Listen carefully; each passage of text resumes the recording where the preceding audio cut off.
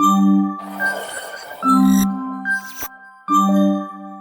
morning, everyone. Welcome to this week's Life Conversations with a Twist. I have the honor of having Allie Stark here on the show today. We just met, and I'm like, can we just go hang out? Because we already are vibing, and I know this is going to be a beautiful conversation. And one of the things when you reached out to, well, your team reached out to being on my podcast, you put she's a boss, and I'm like, yes, bring the boss on my show because I need that energy, and I love women that show up that way. So welcome to the podcast. Thanks, Heather. I'm so happy to be here. Thanks for spending Friday morning with me. Yes. So tell the listeners a little bit about who you are, where you live, a little bit about your family life, just so they can get a little bit of an idea where you sit in your life. Yeah, so my name is Allie Stark. I live in Denver, Colorado. As I was just sharing with Heather, I moved here about 4.5 years ago for love, which I have lots of thoughts and feelings about. This will not be our final end point for our family, but it's been a very profound, I would say, spiritual experience of moving to a city that I would not have chosen on my own had it not been for my set of circumstances. And I had previously lived in California for many years and grew up in Arizona. So I'm a very warm weathered person that is continuing to find herself in cold weathered places suddenly. I am I'm sitting here in Sonoma County, and it's beautiful here. It's always But warm, and that's a I'm literally in a blanket because I'm so cold. But the Bay is a particular type of cold. Yeah. It's this damp, drafty cold that actually I find kind of chills your bones in a way that a lot of really winterous places don't. So I think the blanket is appropriate, whether it's for cold or safety. I love it. Yeah, I live in Denver. I have a 10-month-old baby, so I feel like I'm really just kind of, I don't know. I've always sort of watched new moms take around 2 years to sort of settle into parenthood. And I feel like I'm really just in the middle of that evolution and transformation, being 10 months in, and it's my first child. And I feel like those are the main things that you asked. What do you do? That's What's work? What do you do? I ah, know you're not just a full-time mama. No, I'm not a full-time mom. So I am an executive leadership coach. My career has sort of spanned a lot of different aspects of coaching. Originally, I was in the health and wellness coaching space, which I can share a little bit about that background if of interest. And then I moved into life coaching. And in the last 5+ years, I've sat pretty strongly in the leadership coaching space.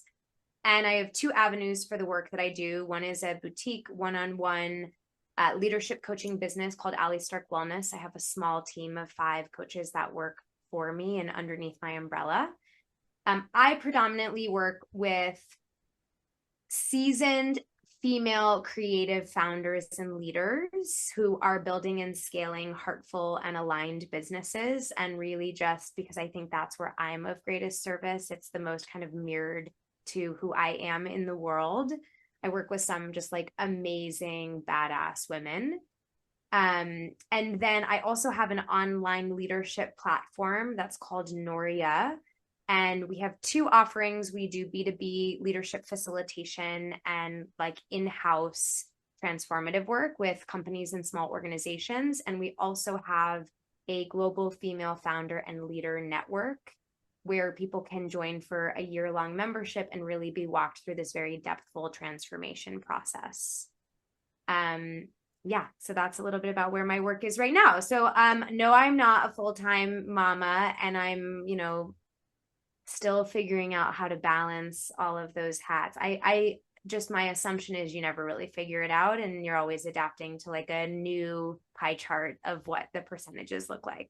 I have such a hard time with that because I'm like, I need to know what I'm doing and where I'm going, exact. And I'm in this messy transition between my podcast and the consulting work that I do. And I'm get so frustrated, but I've now realized that it's okay to not know, and it's okay to change courses when you need to and adapt, and especially what are the demands and who wants you and who, you know what I mean? And so finding your way. So I definitely can relate to that.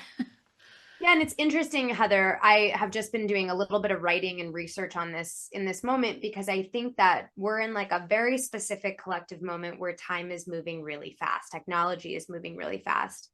And so what's being asked of so many of us is you have to stay adaptable and nimble, but also like being a multi-hyphenate team member, employee, leader is really to your benefit because it's allowing you to shapeshift in real time. And that's sort of like the way the world is moving.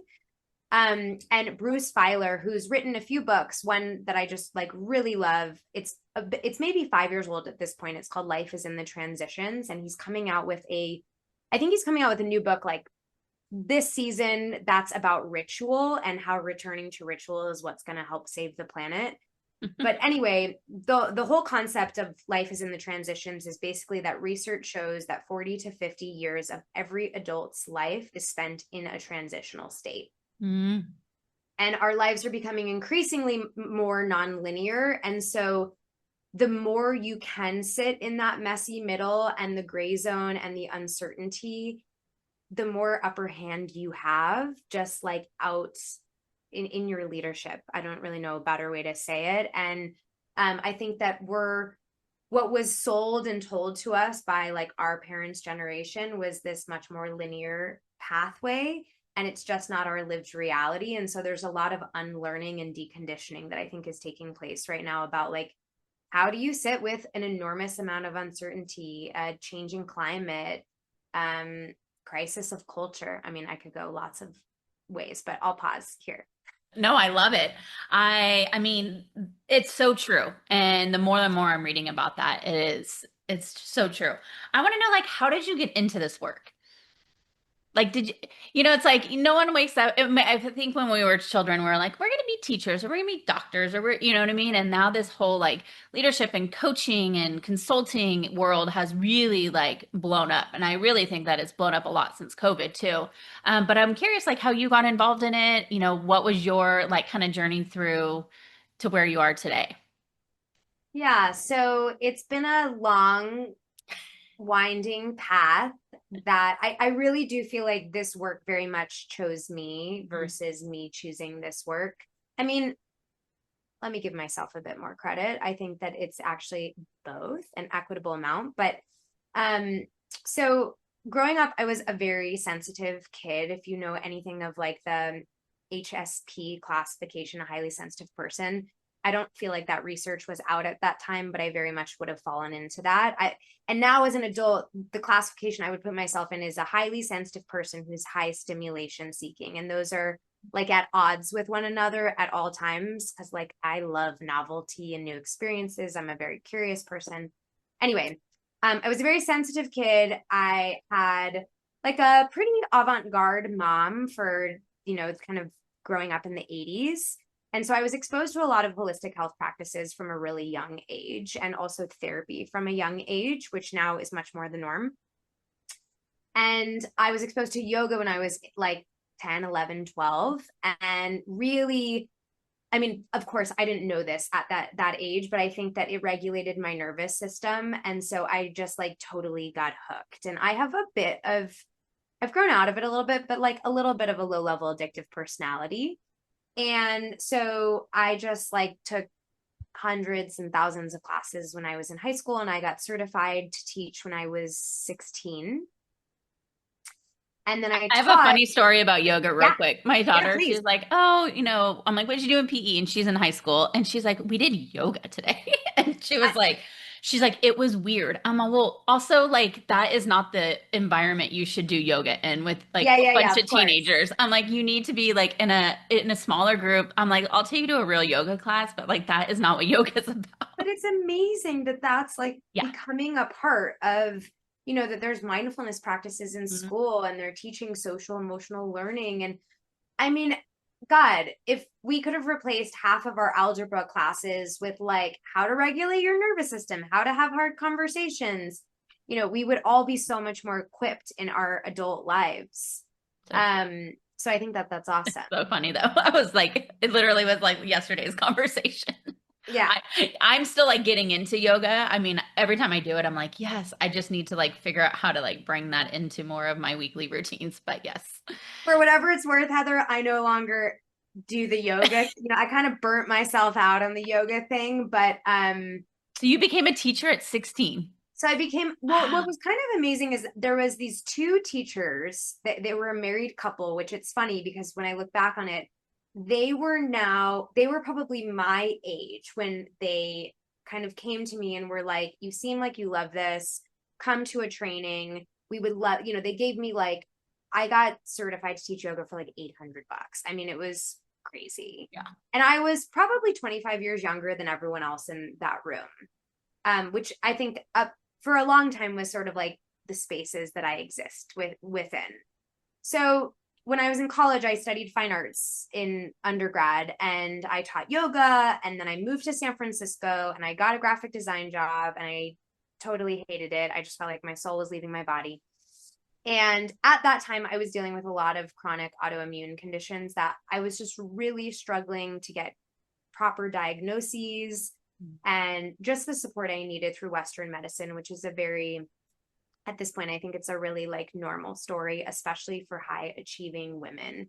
That tends to be the subset of people who are really hit by autoimmune illnesses. Hmm. And so in my own healing journey, I had found a graduate program in SF at a school called the California Institute of Integral Studies, which you may know of Hmm. because you're Bay Area based. And they had a master's degree in integrative health. And so I went to that school really just to heal myself. Mm.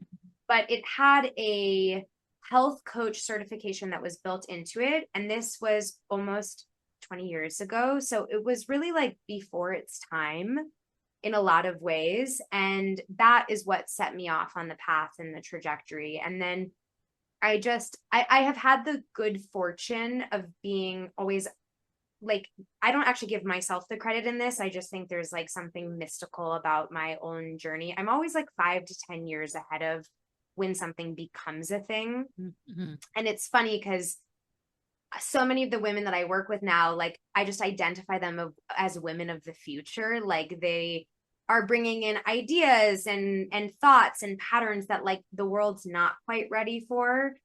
And I think I've always just been a little bit like in that zone where I'm a little bit ahead of when something becomes part of like the cultural zeitgeist. So yeah, that was how I got into it. And then it's changed based off of my own evolution. It's like every time that I sort of transformed or evolved into a new space, then my work shifted as well. And I'm also someone who gets bored easily. So I need like new injections to feel excited and alive. And I think something I love so much about this career path is there's really opportunity for so much growth and evolution and development. Yeah, I get to have my fingers in a lot of pies, I feel like. Yeah, no, I love it.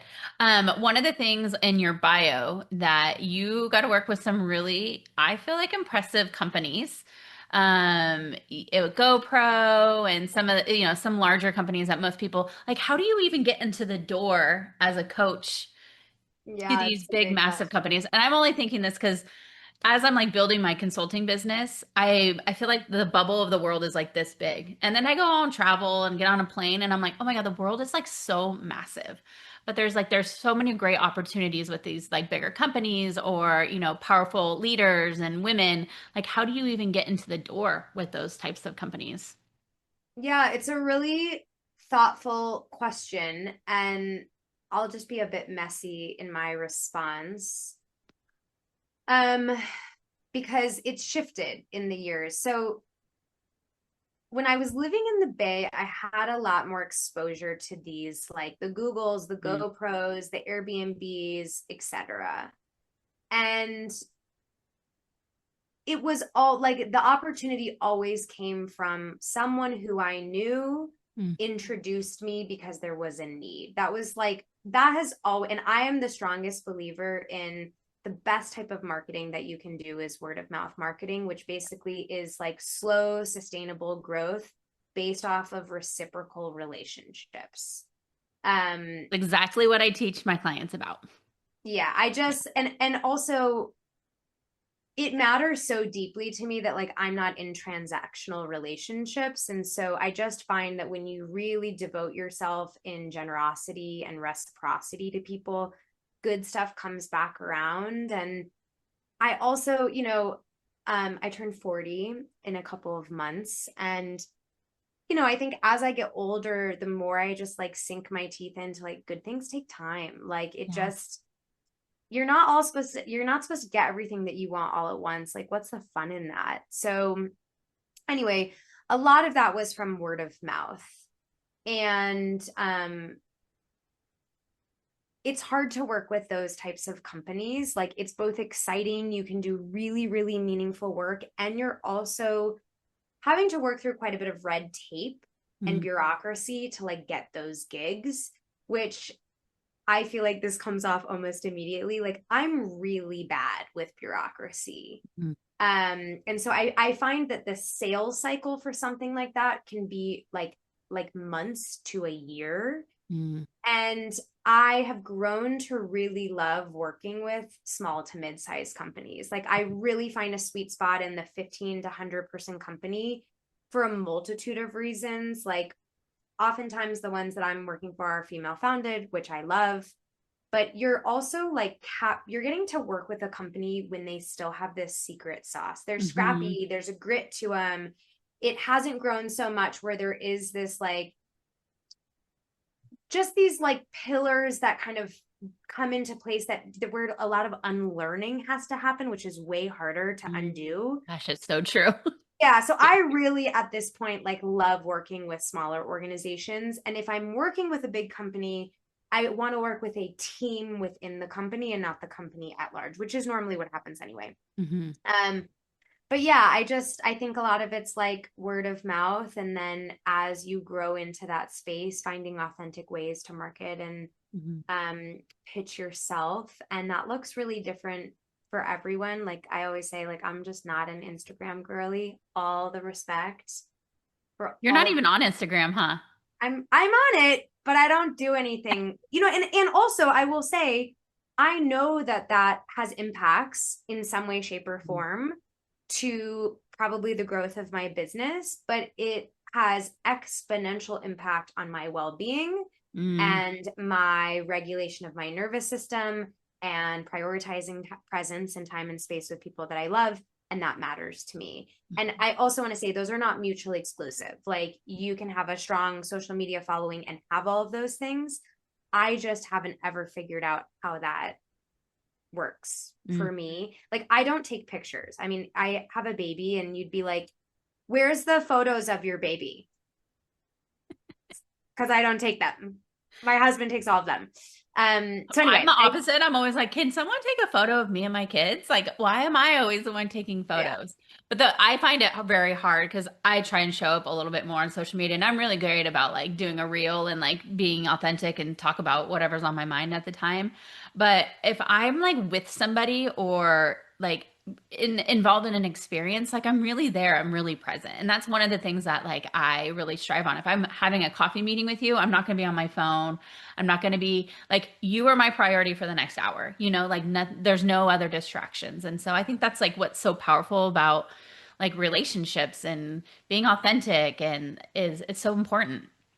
Especially now, it's like I think now more than ever, it's like the depthfulness in a relationship and feeling locked in and making eye contact with someone. And it's funny, I had a conversation with a client of mine the other day because we're collaborating on something, and she's has a strong social media presence and following. And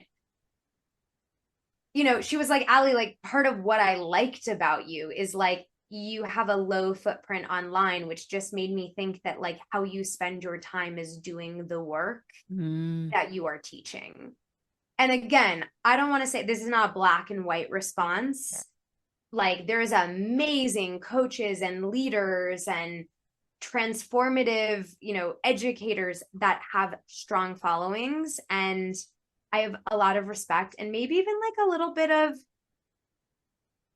I don't know if jealousy is the right word, but just like it's so hard for me to access that. Like I yeah. just can't access it. And And it's like there's pros and cons, you know, it's like you get certain opportunities because of it, and maybe you miss out on other things, and vice versa. The grass is always green. Well, and it's so funny because I was just thinking about this the other day when I was scrolling on social media, and it isn't this jealousy thing, but it's this like, ooh, I want to do that, and then like, ooh, I think I could do that, or oh, I want to do that, and now I'm like stress myself out because I like want to try all these different avenues because that's I'm with you. I'm like, what's next? What's next? I want to try something different, and I'm like, whoa, whoa, whoa, Heather, like stay in your lane. Stay to what you want, stay to like what you feel inside is the path that you need to go on and stop with the outside noise. So I see you. I really try and limit myself on social media, but I know that I need to be there for certain things, especially like my podcasts and stuff. But also I'm like, ugh, it's so draining. It's also so interesting. It's like we live in a really noisy world. Yes. And I just like, I didn't go to school to become a content creator. I'm not good at creating content. I am an excellent conversationalist. Like, have me for an hour and you're going to get a lot of juicy content. But like, ask me to sit down and build out a like, no, thank you. I'm bad at it. And, you know, I think that it's confusing is we now live in this culture where you're supposed to become a media presence and a podcast host, and you're like doing all these things that actually used to be these really specialized industries where like that was your zone of genius. And yeah, it just creates so much noise. I Mhm. mean, it's amazing how much time I find myself like when I'm not working and not parenting, I'm just in silence. Like I don't really want a podcast. Oh my God, I'm laughing as I'm being interviewed on. But for me, it's just like sometimes it's information overwhelm and I feel flooded and I then can't feel myself. Like, you know, I just had my husband and I had a therapy session this week, which we do with regularity. And almost instantly, you know, it was like, how are you guys doing? And my husband just sort of started to tear up and was just like, I just miss you. You know, it's like we're still in this like new stage of parenthood. And he was like, and I don't have the space to feel that often. Mm, And you need space to feel, like space is needed for clarity. If you're in a in between zone, I don't think more information is the answer. I think less information is the answer. More tapping into your intuition and your inner guidance and getting quiet and going for a long walk in the woods, having a journal. Yeah, I find it all like a little overwhelming. hmm. It's so true. Even just talking about it, I'm like, ugh. Like, let me breathe through that. Like, Yeah. I feel you. I'm curious because you do so much, right? Like you have these, with your business, you're doing so many like great, powerful work. Plus you're a mom. Like what does a daily routine look like for you?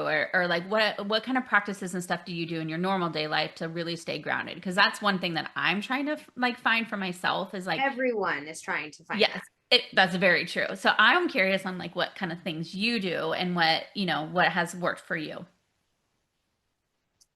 It's constantly changing and evolving. I am not one who's like, here's like a quick tip of a thing to do, but I'll just share like what's working for me right now. Love it. Because also, Heather, you're like so much more of an experienced parent than I am. And so I'm just kind of discovering like, you know, I used to have a lot more time for myself and now I have way less time for myself. So what's essential?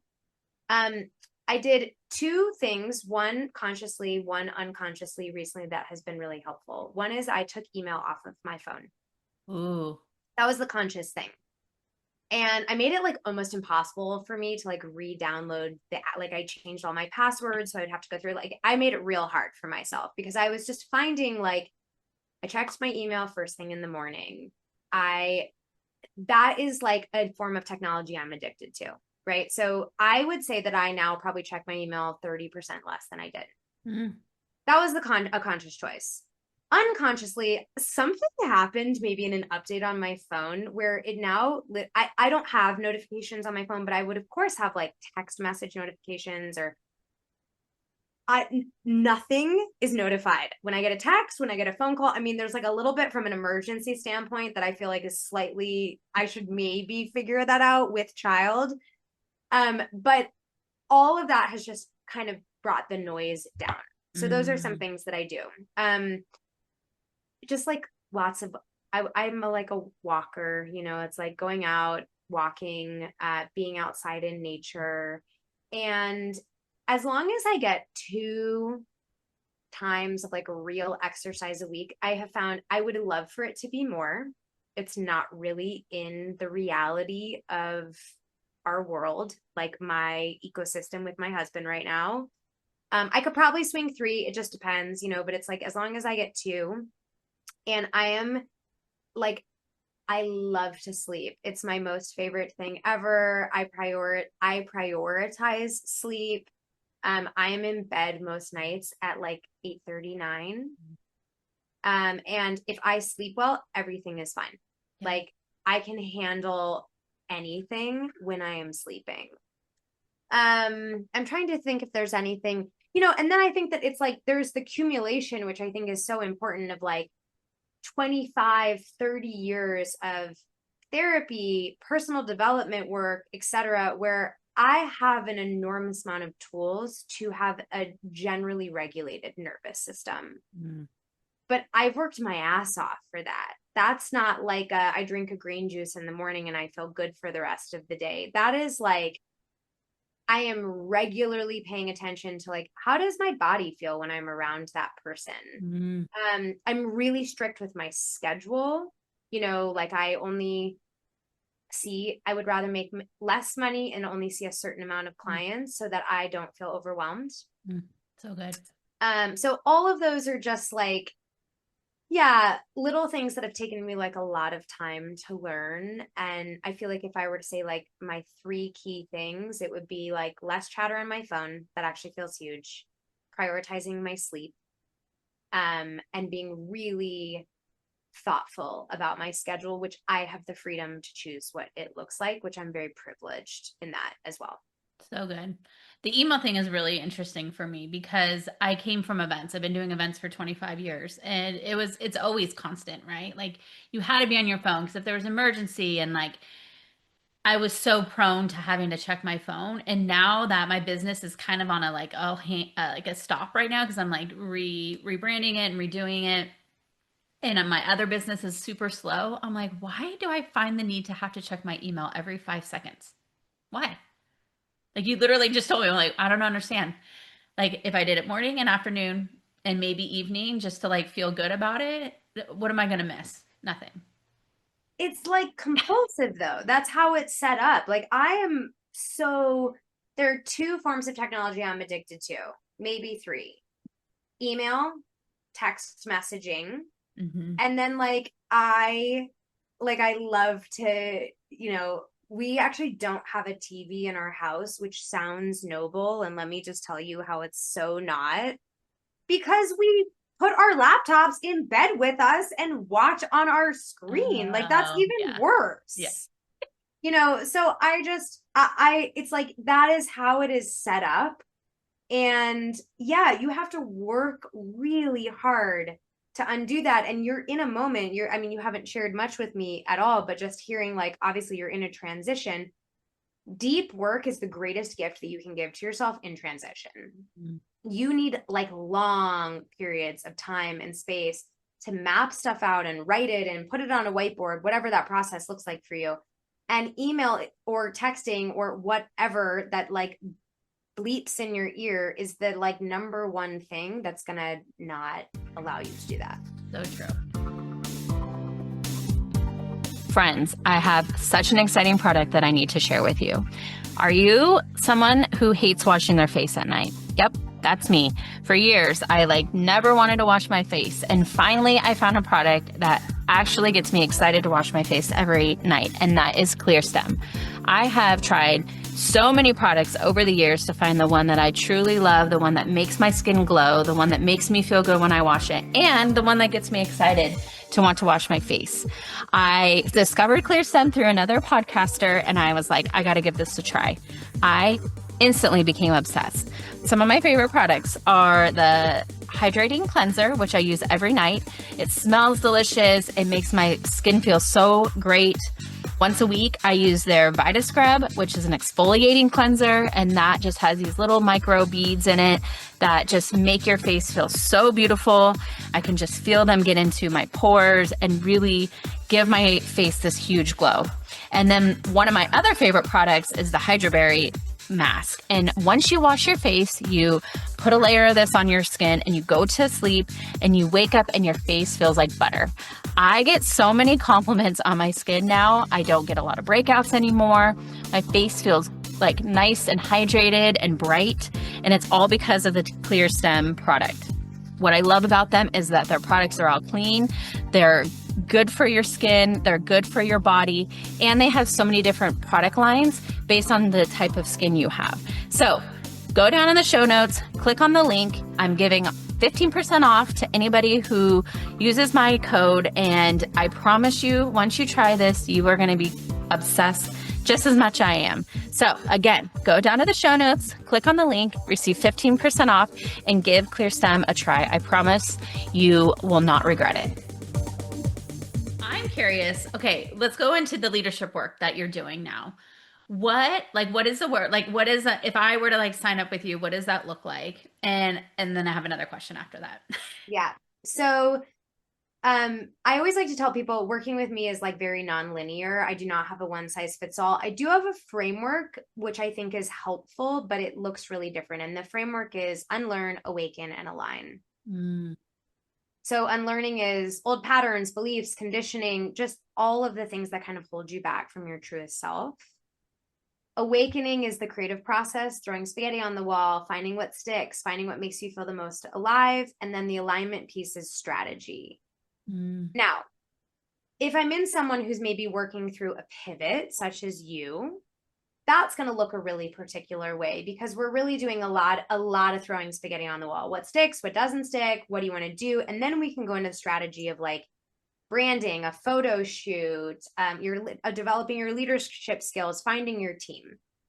If I'm working with a leader that's established, who is looking to scale their business or get acquired or whatever else that may be, that's going to look really different. I'm then generally focusing a lot on their leadership skills, the culture that they're building, ensuring that their life is integrated both on like a personal and a professional level. I kind of can play this like fractional chief of staff role in a certain capacity. Yeah, and I'm really a bridge, and I've always sort of been like this between like the woo and the reality. And, I just feel like being a leader is a really spiritual journey. But in order to like actually get stuff done and make money in a capitalistic world, you need feet on the ground. And so how do we keep both parts of oneself activated and alive in that space? So that's a lot of what I do. And there are really tangible quantitative outcomes. You change your business, you scale it, you get a merger and acquisition, you start like a speaking career, you move homes. It can look like a million things. I care about that stuff. I care much more about the qualitative outcomes, which is I'm teaching you to regulate your nervous system, to be more aligned with a flow state in your life, to really feel like the universe has your back, to be of greater service. Like that matters a lot to me, is like impact and service. So there's a lot of outcomes that can come from it as well. I love that. Love that work. What do you think the number one thing is that women leaders are like struggling with, especially like this day and age? Oh my God, there's a couple, I would say. So I'll try to like keep this as simplified as possible. Like I'm working with a lot of women entering midlife, not all. I work with a lot of like amazing 30-year-olds as well. But a huge thing that I think is coming up is like the way that we work as women, which is cyclical, it's tribal, it's through a lens of generosity, a feminine economy. It does not fit within the systems of patriarchy and capitalism. And yet that's where we live and exist and reside within. So I think a huge thing coming up is like, I want to do this differently. How can I swim upstream and make that feel sustainable for me, right? So that I'm not, because if you're swimming upstream by yourself, that's super depleting and it's going to lend itself to burnout. And that's where a lot of the community network group work that I do comes into play, is really like the more you are in relationship with other women doing the same work, the stronger that becomes. So I feel like that is a big thing that's coming up. Another one I feel like is like women giving less fucks, if I can say that. You can, yes. Yeah. Just being like, I don't want to be overproducing, hyper vigilant, proving my worth all of the time while I wear 50 invisible hats that no one is seeing and the loads that I'm carrying. I think that like there's a level of exhaustion that has crept in that women are like, no more. Mm-hmm. I think there's something really interesting that's happening if you're a leader in one generation and you're leading a new generation, especially Gen X, and really like how to motivate, because they're really different generationally. I find that work really interesting and exciting because you just have to mine for intrinsic motivation in a new generation. It's there. It's just finding the language that they speak for it. So I feel like that comes up a lot. Yeah, and just this like constant steady like I don't think I work with a single woman who's not hyper vigilant, highly ambitious, overproduces, works harder than she needs to. And that feels like a reckoning that we are in the midst of right now. You're nodding, so maybe this is resonant for you. Yes, it is. Yeah. I mean, that was one of the things I said this year. I'm like, I don't want to work so hard. Why do I have to work so hard? I've been working so hard for 25 years. I've always had two jobs. I started working at 15.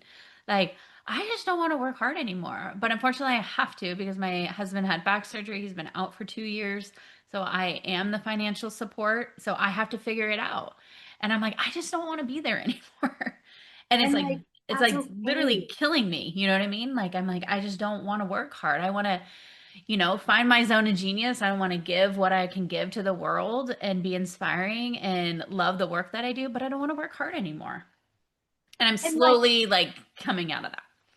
yeah, and like first off, I think it's really brave for you to say that. Thank you. And I don't even think it's like that you don't want to work hard. Like my assumption, I don't know you at all, but my assumption is it's like you enjoy like being purposeful and Yeah. doing good work. It's the hustle is not sustainable. Yep. And I know so many women, I think that this is like the detriment of the feminist movement, if I may be so bold, is it was like, we can do it all. And the truth is like, no one wants to do it all. Women are going to inevitably generally hold more of a load if they're also mothers. And like, I say that, and I have like a badass husband who like rose down. I mean, like it feels generally really equitable, but biologically, I hold more. Mhm. Like I just hold more in all of the, it's like if the baby's crying, my husband's nervous system is not reacting. Mine's like glitching out, right? Yeah. So I just think like the hustle is dead. And it's sort of like, well, then what do you do? Because what the demands are so high. And like every time I feel like I'm getting like ahead, whatever that means, I was just laughing. It's like my new health insurance rates came in and I was like, what? I They went can't up like even. $200 a month? Like, Oh, mine went like 800. you're just like, how do I get out of this cycle? And again, I really just go back to like community. Mm-hmm. Being in community with women who are saying, I'm doing it differently. It's going to be subtle. It's going to be slow. It's going to be more sustainable. My path to quote unquote success is going to look different. Yeah. Like to me, I just like, will, hang my hat on that of just like, I want to be around people doing things differently. I also just find it more interesting. Mm-hmm. Yeah, I've been sitting with this thought because I meet so many small businesses and I'm with you. Like, I want to help that woman who has a business but wants to grow and wants to find something sustainable and loves what she does. And it's most of the time it's like a side thing and they have a full-time job. but like really like helping them understand like how they can grow so that can be a full-time job and get away from like the 9 to 5. Because I was in the 9 to 5 up until 3 years ago, and I will never go back. Absolutely never go back. Yeah. Yeah. And so like helping them see that that is like such a great path to go through, and empowering them. But there's so many of them in our community that need that. Like I meet them and I can just feel them. They're like, we're stressed out and I'm doing like 80,000, I have like 80 floral jobs in a year. And I'm like, well, what if you did like 20 and made more money? You know what I mean? So it's like, because we have to do more, Yeah. but we don't have to do more. Yeah. And I think like my hope is that we are starting to build more regenerative models of like how to be in business that are more aligned with a feminine economy, and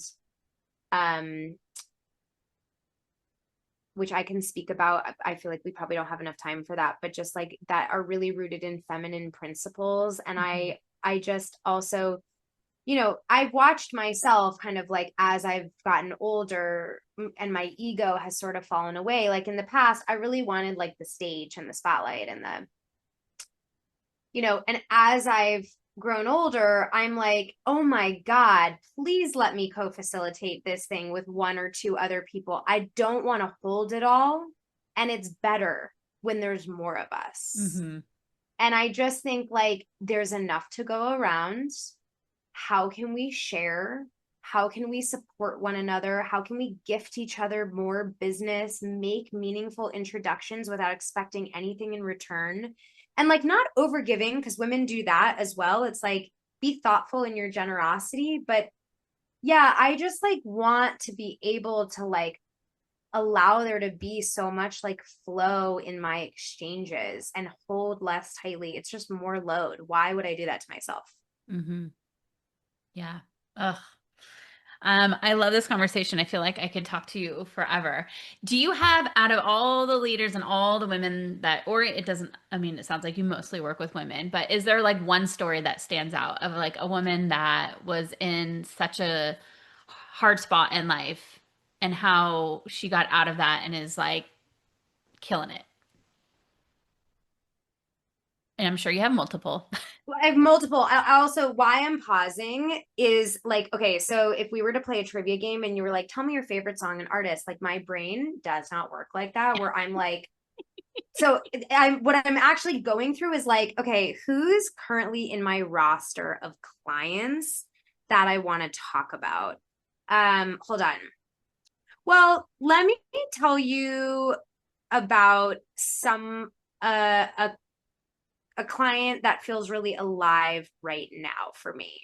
Yes, I would love that. Oh, Because you I know think what? we all, especially my listeners, we need more of those stories to be like inspired. Okay, I'm actually going to tell you about a client that I'm no longer working with that I love. I love. So I worked with this married couple. So it was a man and a woman. And I met them in 2020. I probably worked with them for maybe, I don't know, 3 or 4 years. And coaching can be a very short relationship. I tend to work with clients around this 3-year mark. Like it doesn't need to be that long. I just think that we become homies. This couple actually catered my wedding. So Oh my God. a reciprocal exchange, which is what I like. So they, in 2020, so midst of COVID, they had a baby. They left New York City and moved to Connecticut. They bought a house and they opened up a grocery store together. And they had come from really high-end hospitality. They had worked at Blue Hillstone. I'm getting the name wrong, but it's a very well-known high-end restaurant outside of New York City. And they opened this grocery store. And so I was coaching them on the foundation and the growth and the scalability of this grocery store.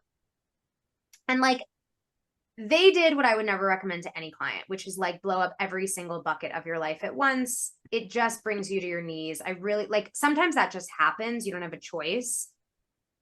I would have done this a little differently. And they know this now. They just had their second kid and they were like, wow, this was a totally different experience because everything else was stable. I'm a big fan of like, keep at least 1 to 2 stable buckets when you blow up another one.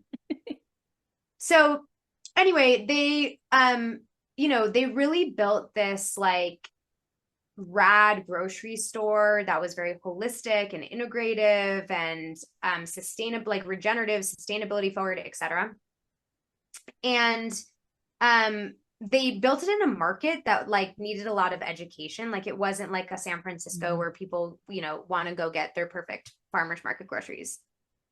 And even though they were like profitable, like very profitable, especially like being profitable in the food industry, especially as a grocery store, it's like, it's almost impossible. It's very, very challenging. I always wonder, I'm like, do grocery stores really make any profit? No, Yeah. no, they do not. Unless you're like maybe a buy, right? You know, like you make a ton of your margins are so ridiculous. But they were profitable and they had a loyal community and they did really great work. And I just kept like coaxing them in this space where I was just like, you guys don't feel happy. Like you kind of just like, you did the thing and you're still strapped for cash and you don't like working together is stressful, like a marriage and a business partnership. And they did the brave thing of closing down this like grocery store that they worked their asses off for. And I actually share this story because like to me, this is the ultimate success story, which is choosing yourself above anything else. And now they're like thriving. They both have these really cool consulting jobs in the food industry, in a chapter and season in their life where they have two young kids, and holding the burden of their own business felt like, I think, too much, at least for both of them at the same time. And it was brick and mortar, which has a whole kind of its own form of stress. They're more in love. They are taking better care of their health. They have things outside of work. And it took us it took us 2 years to build the business to where they wanted it to be. And then 2 years to actually like dissolve it for them to get to a place where they were like, yeah, this isn't what we want to do. And how do we tell our investors and our family? And, you know, also I think it's really easy when you're an entrepreneur to like hang, you know, to put a little feather in your cap of like, from a pride place of look at this thing that I did. And I think it's just as amazing to not do it. So good. So that's an example. There's tons, but that was I one. know. No, that was a great one. I love that because it's like, again, it's like following what you're passionate about, following where your heart leads you, and not always doing what you think is right or the job that you think is, you know, if you leave it, oh my God, what's everyone going to think? And it's like, no, I mean, I finally had to make that decision for myself and it was messy, you know, like figuring it out. It still feels messy, but I'm like, I'm so much happier. Yeah. And for anyone listening, what I want to say is the hardest part is figuring out what you want to do. Doing it is a lot less hard, right? Like it's finding the clarity to know what's next. And once you've done that, then it's just like the leap of faith, because you're never going to know what the outcome is going to be. All you can trust is your past data. Like, what is my data that up to this point shown me, and use that, because generally your life sort of follows like a dharmic blueprint, I think, that's connected to like the data that you've lived thus far. I love it. I literally have been like shaking my head the whole time. I'm like, yes, girl. Yes, yes, yes, yes. Thank you for having me. What a pleasure. Allie, this has been amazing. I absolutely loved this conversation. I love you. I like, seriously, I'm like, can we get coffee? But, you know, maybe when I'm in Colorado sometime or when you move back to California. I would love that. I would love that. But is there anything you want to leave the listeners with today? Yeah. So if you're interested in finding me, you can find me on 2 different places. It's not social media. So one is, if you're interested in one-on-one coaching, you can go to my coaching website, which is alliestarkwellness.com. That's ALLIESTARK wellness.com. And then if you're interested in the residency, which is my global female founder and leader network, it's really just for women. It's for seasoned women at an inflection point, truthfully. We offer actually a free group coaching session once a month called the expansion session, which you can learn about on the site. And that website is hellonoria, NORIA.com. And Heather, I can also give you like the exact. That would be great. Yeah. Yeah, I'm like interested in that one for sure, for my personal self. Thank you so much for having me. Allie, thank you so much. This has been a pleasure. And go enjoy that 10-month-old baby and your family this beautiful weekend. Thank you. Talk to you soon. Bye.